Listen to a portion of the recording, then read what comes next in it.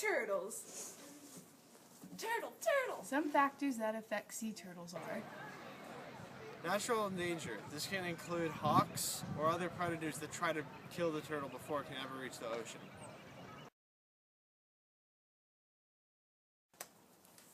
save the sea turtles. Humans can directly impact turtles. Things like stepping on a nest or driving over a nest with your Jeep on the beachhead can cause lots of problems. Nesting turtles depend on dark, quiet beaches to reproduce successfully. Today, these turtles are endangered in part because they must compete with tourists, businesses, and coastal residents to use the beach. This man-made coastal development results in artificial lighting on the beach that discourages female sea turtles from nesting. Instead, turtles will choose a less than optimal nesting spot, which affects the chances of producing a successful nest. Also, nearshore lighting can cause sea turtle hatchlings to become disoriented when they were born. Instead, they will wander inland where they often die of dehydration, predation, or even from being run over on busy coastal streets.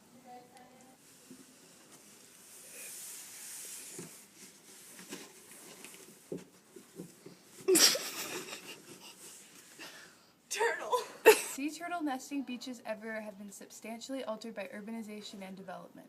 To protect this prime real estate, many coastal property owners have built coastal armory structures such as seawalls, rock revetments, and sandbags to protect their property from natural erosion.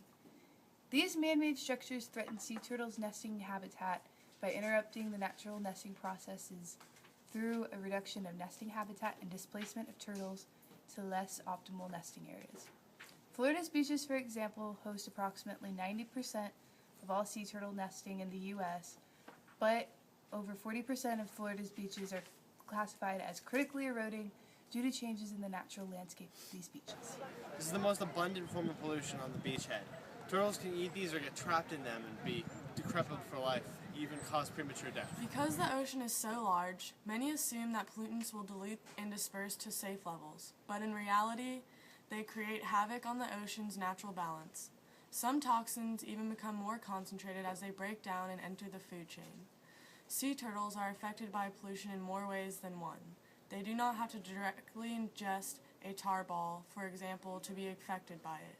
Some marine animals on the lower levels of the food chain, like plankton, absorb these chemicals as they feed. The chemicals then accumulate in these animals' bodies, which make the toxins much more concentrated than in the surrounding water. These small animals are then consumed by larger animals, like sea turtles, which continues to increase the concentration levels of the chemicals and pollutants in the water. Oil tankers crash or oil spills happen. It just does, and it winds up getting on beachheads often. This can cause a turtle to get poisoned or just stuck in the oil and get eaten by something else.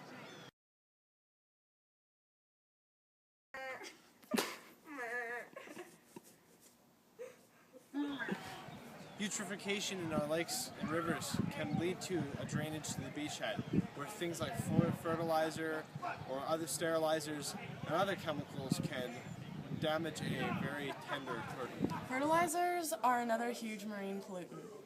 The runoff comes from farms and lawns, causing eutrophication from extra nutrients. Eutrophication is an explosion of algae blooms that can deplete the water's oxygen and suffocate marine life. Eutrophication has created enormous death zones in many parts of the world, including the Gulf of Mexico. Improper sewage disposal is another factor that causes eutrophication.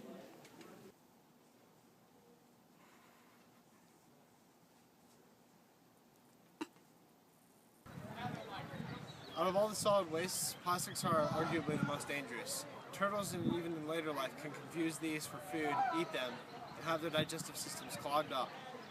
This often leads to death.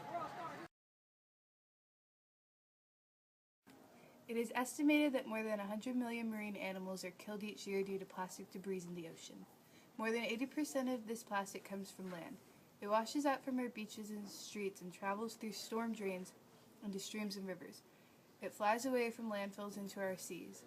As a result, thousands of sea turtles accidentally swallow these plastics, mistaking them for food. Leatherbacks especially cannot distinguish between floating jellyfish, a main component of their diet, and floating bags. Most of the debris is recognizable: plastic bags, balloons, bottles, degraded buoys, plastic packaging, and food wrappers. Some plastics aren't so easy to see, so small in fact that it is invisible to the naked eye. If sea turtles ingest these particles, they become sick or even starve.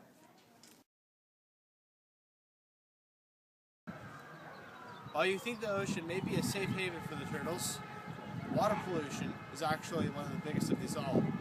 We dump into oceans as if like there's some giant landfill, but they're not, and they're being damaged by our recklessness and carelessness. Pollution can have serious impacts on both sea turtles and the food they eat.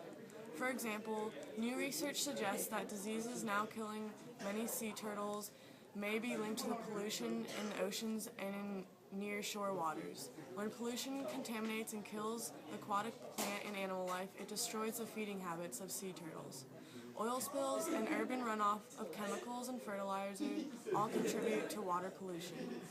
An estimated 36% of all marine pollution from oil comes through drains and rivers from cities.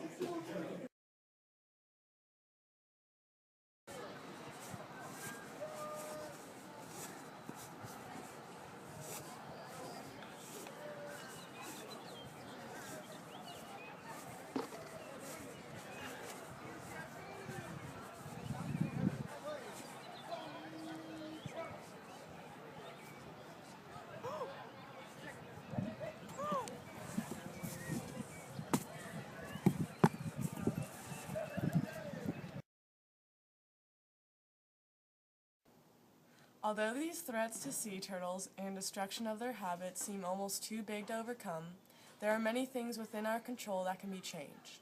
Greater public awareness and support for sea turtle conservation is the first priority.